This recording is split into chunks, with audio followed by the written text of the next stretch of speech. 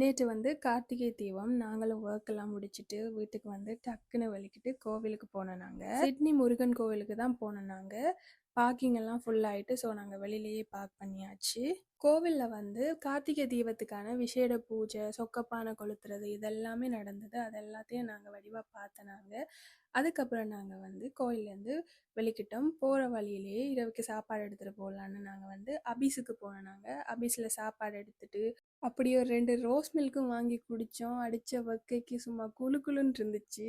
அதுக்கு பிறகு வீட்டுக்கு வந்தாச்சு. வீட்டுக்கு வந்ததுமே நம்மளை வீட்டில் விளக்கேற்றாமல் இப்படி அம்மா ஆல்ரெடி ஃபுல்லாக விளக்கெல்லாம் ஏற்றிட்டாங்க. நானும் எந்த பங்குக்கு கொஞ்சம் இந்த டேபிளில் விளக்கேற்றிட்டு அதுக்கு பிறகு நாங்கள் வந்து அக்காட வீட்டை போனாங்க. எந்த அக்காட வீட்டை தான் எங்கள் 2 பேருக்கும் சாப்பாடு. அண்ட் அபீஸில் நாங்கள் இந்த ராகி ரொட்டியும் போலியும் வாங்கியிருந்தோம். அதுவுமே வேறு லெவலில் இருந்துச்சு. வாங்கி ட்ரை பண்ணி பாருங்கள். அக்காட வீட்டுக்கு வந்தாச்சு. லக்கண்ணா வந்து இடியப்ப கொத்து செஞ்சு வச்சுருந்தார். இடியப்ப கொத்து சாப்பிட்டு அப்படியே ஒரு படமும் பார்த்துட்டு நாங்கள் வந்து வீட்டுக்கு வந்துட்டோம். உங்களோட வீட்டில் நீங்கள் கார்த்திகை தீபம் எப்படி செலிப்ரேட் பண்ணீங்கன்றதை மறக்காமல் எங்களுக்கு கமெண்ட்ஸில் சொல்லுங்கள்.